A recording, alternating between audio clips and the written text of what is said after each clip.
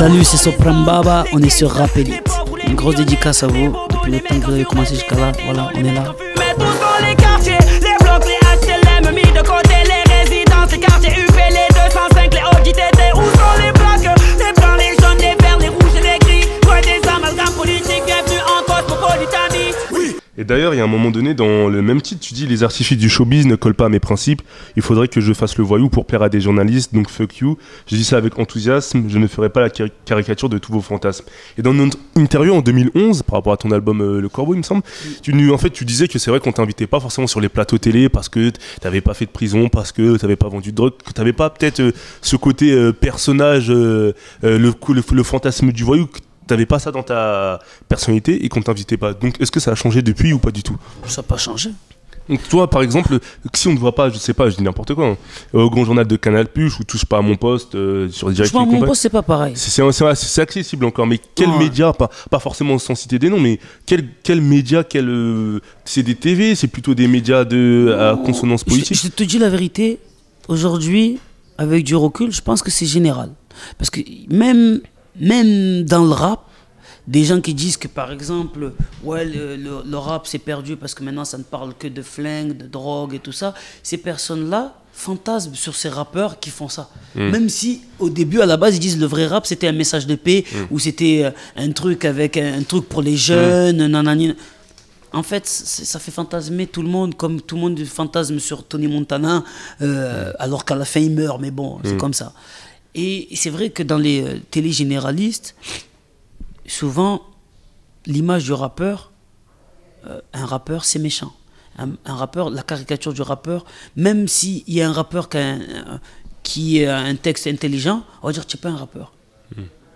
Après, on va dire que toi, tu n'es pas pareil.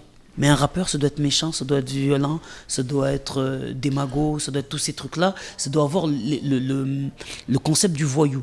Et le problème, c'est que moi, j'ai grandi où le rap, c'était pas ça, c'est tout le contraire.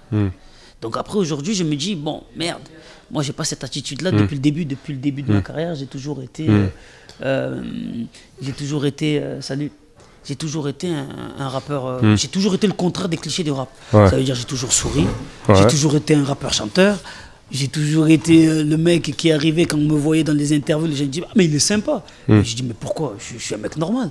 En fait parce qu'ils avaient l'habitude que les rappeurs dans leur tête c'est pas des mecs sympas. Ah mais quand même t'as 20 ans de carrière derrière toi quasiment, donc les gens ils sont toujours pas habitués au fait que tu sois pas un rappeur street etc. Enfin quand on dit rappeur street c'est-à-dire l'ego, le matériel etc. Mais après c'est pas péjoratif ce que je dis, c'est au contraire, mais je crois que les gens veulent ça du rap. Ça veut dire que les gens, même quelqu'un qui écoute Alain Souchon, s'il veut écouter du rap, il y a des gens, ils se disent, mais moi, quand je vais écouter du rap, c'est pour me sentir méchant. C'est pour me sentir... Le côté, l'adrénaline ghetto, voilà. Tu mets ton iPod et tu kiffes un peu. Tu as tout compris, c'est juste ça. Ça veut dire que quand par exemple, tu te dis, je veux regarder un film de gangst. Ça veut pas dire tiens gangst, mais tu as envie. T'as envie de te mettre dans le truc, c'est ton humeur du moment et voilà. Et dans la tête des gens, le rap, c'est ça. Donc dès que tu fais pas ça, ça veut dire que tu fais pas du rap. Qu'on t'aime ou qu'on t'aime pas, mais... Donc toi, ils vont te considérer comme trop lisse ou comme t'avais fait ton album, trop un mec en dépression, truc, nanani, enfin avec des textes, trucs. Après, on te met vite dans des cases, quoi. Ça, c'est la France. Ça veut dire on te met dans une case. Ça veut dire, par exemple, Youssoupha, dès qu'il a dit qu'il avait eu 19 au bac, les gens, c'est rap intelligent, rap intello. C'est pas ça qu'il a dit. Il a dit juste qu'il a déjà eu. Limite, t'as pas le droit d'être intelligent. Case, tu vois. Booba, il va te faire une phrase, il va te dire wesh. Ah bon, lui, il est dans le rap hardcore. C'est pas parce qu'il a dit wesh que c'est pas un mec intelligent, merde. Tu vois ce que je veux te dire? Les gens, ils aiment trop mettre. Toi, bon, où je te mets? Putain, c'est difficile à te mettre. Moi, dans mon cas, par exemple, souvent, c'est difficile. Ils sont là, ouais, mais on le met où?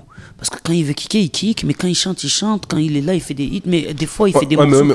On le met où? Oui, mais d'un côté... Dans la tête des gens, c'est toujours comme ça. Une case. Certes, il y a beaucoup de rappeurs qui font pas que du rap, comme tu dis, du rap ego trip, tout basé sur le matériel, le hardcore, entre guillemets. Mais de l'autre côté, moi, je peux comprendre... Parfois les gens quand ils voient qu'il y a les histoires de clash, même si on va pas en reparler, mais quand par exemple tu vois l'histoire de l'affaire de Rof avec la boutique Uncut etc, comment tu veux que les gens ils se disent pas que les rappeurs c'est tous des, des mecs un peu hardcore, street, ils voient qu'il y a des bagarres qui se passent dans des boutiques. Mais il y a Orelsan à côté, il y a Youssoufa à côté, il y a moi à côté, il y a la section à côté. C'est pour ça que je t'ai dit, il y a beaucoup de trucs qui sont pas hardcore, t'as bien raison, Soprano. Mais eux dans leur tête. Un truc comme ça va faire plus de retentissement que tous vos albums. Pas que vos albums ils soient pas de qualité, mais médiatiquement parlant, c'est plus interpellant. Donc les gens qui sont pas dedans, c'est normal qu'ils voient ça un peu le truc.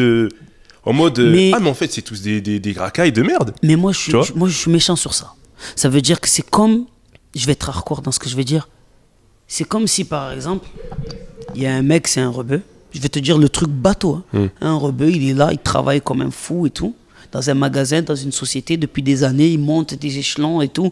Le mec, aucun problème, il n'y a pas de problème avec sa couleur de peau ou je sais pas quoi. Il y a un deuxième qui arrive et qui commence à voler. Le mec, le patron, qu'est-ce qu'il dit ? Tous les Arabes, c'est des voleurs. Eh bien, c'est la même chose.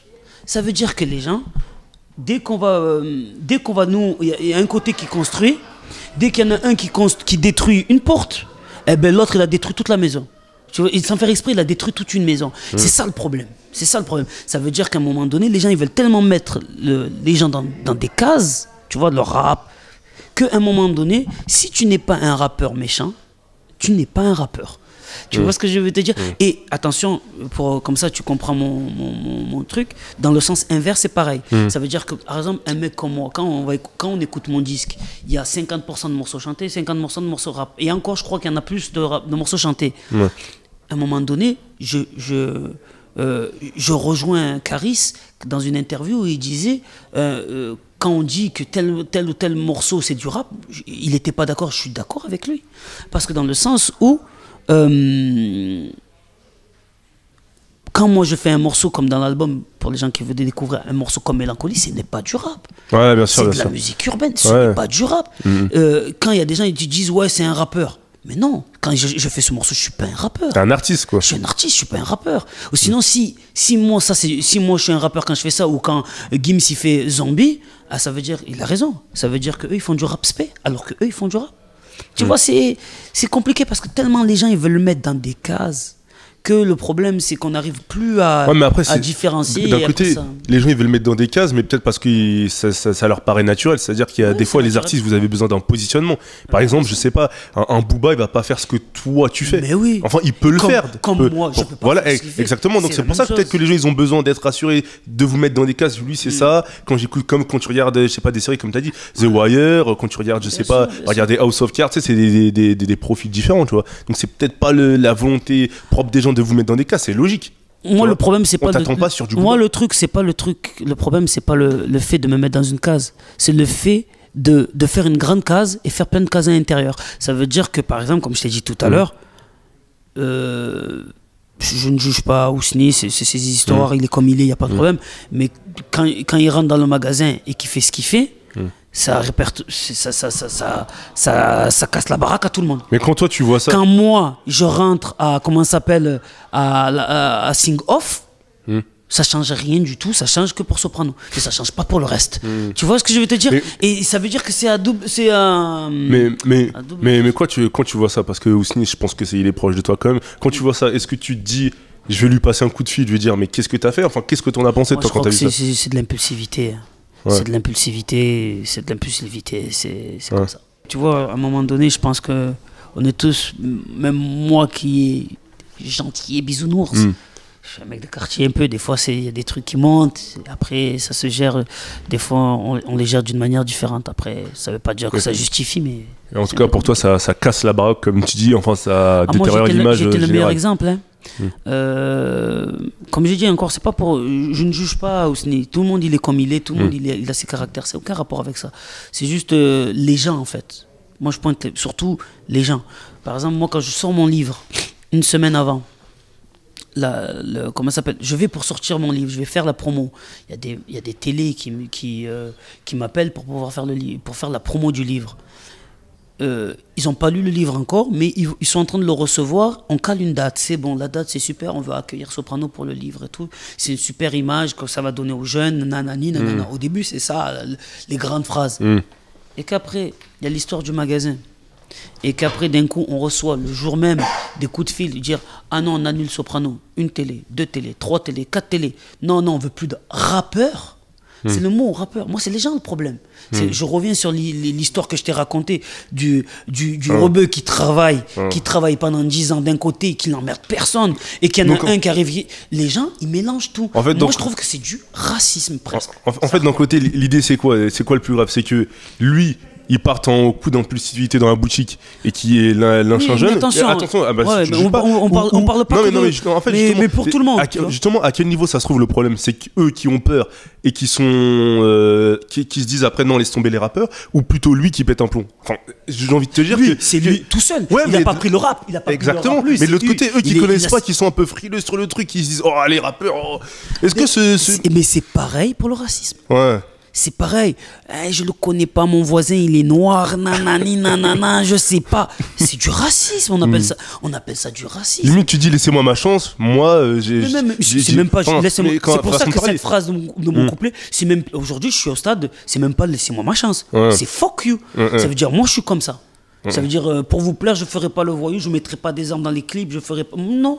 Moi, je serai moi. Si tu m'invites pas, t'inquiète pas. Ça fait 100 ans que tu m'as pas invité et je vends mes 400 000 albums. Il n'y a pas de problème. C'est juste pour vous pointer du doigt. C'est dommage. Parce qu'il y a des... Moi j'ai une répercussion... Je gamberge, j'ai une répercussion beaucoup plus longue, plus lointaine.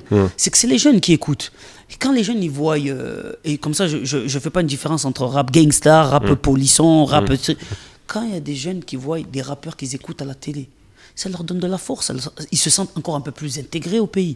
Ils se disent, je peux réussir, je peux faire quelque chose. Ils se mettent pas enfermés, ils se disent, ce pays de merde, nanani, nanana, et après qu'ils commencent à tout casser. Donc, c'est un exemple, quoi, bien sûr. On est des exemples dans la musique, tu vois. Bon, après, ils ne prennent pas, c'est pas grave. Nous, on continue, on a les réseaux sociaux, on a des concerts, on est là. Mais c'est du racisme, tu vois, il faut...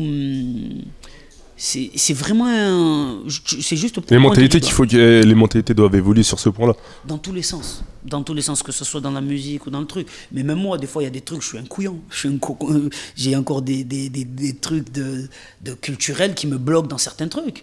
Mais après, c'est à nous de faire des efforts, je pense. Oui, mais à l'heure actuelle, est-ce que ces médias vous servent vraiment à quelque chose? Parce que sachant que la jeunesse, elle est plus sur Internet que... Ah ben, tu sais, en fait, c'est pas qu'ils nous servent dans des... Par exemple, la dernière fois, je parlais de ça quand on faisait une réunion pour travailler la promo de l'album. J'ai dit, pourquoi je vais faire? Les gens me disent, oui, mais j'ai dit, depuis des années, je suis là, sans eux, on est là. En fait, c'est même pas ça. C'est que le fait de le faire, ça permet, par exemple, tu fais des concerts à côté, ça fait, vu à la télé, il y a un tampon. Dans la tête des gens, quand tu vas sur une tournée, un concert, ou pour avoir des marques qui viennent travailler avec toi sur des clips ou sur des produits, des groupes que tu produis. Ça t'ouvre d'autres plans business. Ça t'ouvre. Et surtout, ça te... popularise. Après, ça dépend. Ou ça t'ancre dans le paysage audiovisuel. Non, c'est surtout, c'est dans la tête des gens. Psychologiquement. Tiens, regarde, par exemple, je te donne un exemple tout simple. Il y a des artistes, des rappeurs, tu vas comprendre dessus. Il y a des rappeurs qui font des bons albums de rap. Rap. On parle pas de morceaux qui rentrent dans la radio, on parle pas de ça. Qui font des bons albums de rap. Quand tout le monde dans la rue dit oh, toi tu es trop fort, mais ils vendent aucun disque. Parce que ces mecs-là, comme ils ne les voient pas à la télé, ils se disent c'est un mec de chez moi, qu'est-ce que je vais mettre un billet sur lui? Je préfère aller acheter un billet de David Guetta. Lui, il passe à la télé, c'est une vraie star. L'autre, il n'est pas crédible, même si pour lui, dans sa tête, c'est un bon rappeur. Tu vois, c'est des petits détails, mais c'est mental, c'est dans la tête. C'est tout simplement la phrase « vue à la télé ». Tu vois ce que je veux te dire? Quand tu vas marquer « vue à la télé », quand tu es dans le magasin, il y a un truc, une marque que tu ne connais pas, il y a un truc... Ça te rassure, ouais, entre guillemets. C'est de qualité, c'est un truc. C'est juste un petit cachet de plus qui amène à ton image. Mais après, moi, je fais partie de ceux qui disent s'il te passe, tant mieux. S'il ne passe pas, tant pis. C'est à toi de travailler dans tous les cas. Et la musique, c'est la musique. Voilà. D'accord. Et dans ce même morceau, tu dis dans préface, même si j'ai fait de l'argent, j'oublie pas mes HLM, toujours été sincère, toujours été moi-même. Et toi, tu l'expliques comment cette longévité, le fait que tu aies gardé la même image dans les quartiers, même si même financièrement, tu as pris de l'argent dans la musique, etc., mais tu es toujours resté simple. Donc comment t'expliques ça? Tu n'as pas changé d'image dans les quartiers? Comment je l'explique? C'est déjà de un, c'est vrai que comme je disais tout à l'heure, j'ai toujours été un peu à part par rapport à l'image qu'a un rappeur. Mais je ne force pas, je suis comme ça. Ça veut dire que comme je te parle là, tu me vois au snack d'à côté, tu vas me voir pareil. Tu vois, je suis comme ça parce que de un, ok le rap, mais il y a la vraie vie. Ça veut dire qu'il faut revenir à la vraie vie. Il y a des enfants, on a des amis, on a la religion, on a beaucoup de choses. Il ne faut pas que le rap te prenne. Déjà, il y a plein de gens qui vont te dire ouais, mais le rap c'est haram, nanani, nanana. Déjà, c'est compliqué. Si toi maintenant tu commences à tout mélanger et à tout mettre, déjà fais un effort pour pas trop faire que ta passion devienne un truc négatif, même dans ta vie au quotidien et même dans ton image. Ça salit beaucoup de choses. Et après, comme je l'ai écrit dans le livre, moi j'essaie de rester moi-même et rester simple parce que je ne veux pas salir l'éducation de mes parents. Ça n'a aucun rapport avec le rap. Par exemple, si je voulais chercher une street crédibilité, j'insulterais à tout va. Les gens vont dire, ouais, bah, lui c'est un vrai, parce que wallah et tout. Ouais. Je prendrai l'argent que j'ai, je vais voir un petit, je vais dire à partir de maintenant, cet endroit c'est mon réseau de shit. Comme ça me fait ma crédibilité. Vas-y, tu vois, le rap, Sopra, il est dans la street pour de vrai. C'est pas ça. C'est que comme je le dis justement dans le morceau, je cherche pas la street crédibilité parce que pour ma mère, je suis crédible. Tu vois, c'est... Donc ça, toi, ça te suffit, quoi. Moi, mais c'est même pas que ça me suffit, c'est ça la vérité. Tu vois ce que je veux te dire? Parce que dans la rue, quand tu rentres en 11, par exemple, tu vois les vrais amis. Et souvent, c'est souvent pas les vrais amis qui sont là, c'est les parents qui sont là.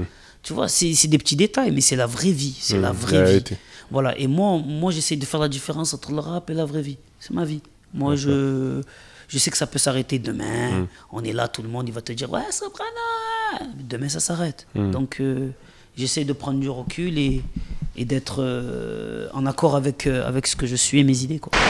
Je sais que je vais choquer avec la phrase que je vais dire, mais il vaut mieux vendre 400 000 albums toute ta vie qu'une fois 800 000 ou 1 million ou 400 000. La preuve, tous ceux que je connais qui ont vendu plus d'1 million, qui sont dépassés les 800, tous, j'ai bien dit tous, à part un groupe qui s'appelle Ayam, mais tous, il y a des problèmes. Je veux dire, tu sors de chez toi et aller acheter le pain, tu vas pas te faire rafaler à la calache. Non, en fait, c'est entre eux. Entre mecs qui sont dans le business. C'est qu'entre eux. Tu marches dans la rue, tu les vois pas. Ces mêmes personnes, des fois, tu les revois à la mosquée. Mes enfants, déjà, de un, le plus important, parce qu'à des fois, il y a des gens qui me disent ouais, il faut les mettre dans le privé. Si c'est des enfants, leurs parents, leur père, il est connu. Ça t'intéresse pas, toi, Moi, je suis le mec du peuple. Moi, j'arrive pas, moi. Dès que j'habite à côté des quartiers riches, par exemple. Quand je marche, je vois les... Je m'en fous. Moi, j'ai besoin d'un contact, de parler avec les gens. Tout simplement. J'ai regardé, j'écoute P-Square en boucle. J'écoute Bruno Mars, Drake. Je me suis dit, mais ça se ressent pas beaucoup souvent dans mes morceaux. Des fois, on a l'impression où j'écoute Mobb Deep de 98 parce que je vais... Alors que c'est pas trop ça. Donc je me suis dit, on va essayer de coller à ce que moi je suis et ce que j'aime beaucoup. Dans mon message, j'ai toujours parlé de partager, de faire des... Donc je me suis dit, ça collait super bien à mon concept. J'ai dit, mon album, on va l'appeler Cosmopolitan. Voilà un peu.